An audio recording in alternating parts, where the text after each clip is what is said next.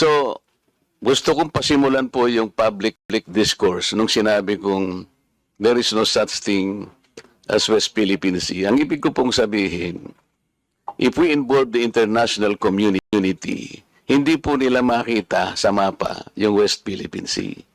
Hanggat hindi po kasi natin na ipatatala ito do sa pandaigdigang patalaan ng mga dagat, magtataka po yung mga bansang nasa Europa halimbawa.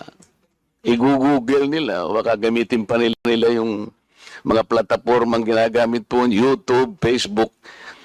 Hindi po nila makikita sapagkat anyone that Googles that particular area of our world, ang nakasulat lang po doon ay South China Sea. Kong Marcoleta of Sagip Pusit Party List.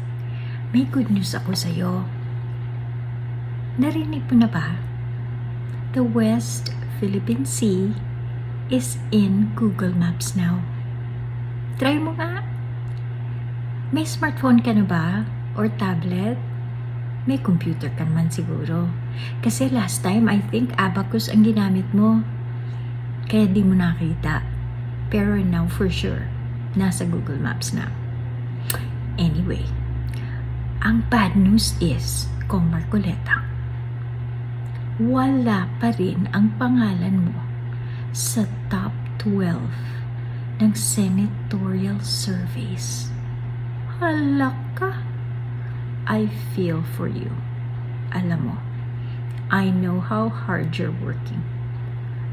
Kahit inindoso ka na ni Digong, inindoso ka na ng presidente ng impyerno, kahit pa siguro inindoso ka pa din ni Satanas, hindi ka mananalo. I don't know what it is. Hindi ka talaga winnable na senator. I guess see you in 3 years kung gusto mo pa din na tumakbo ulit. Okay? Anyway, ta-ta. See you around. Try mo Google ah. Bye!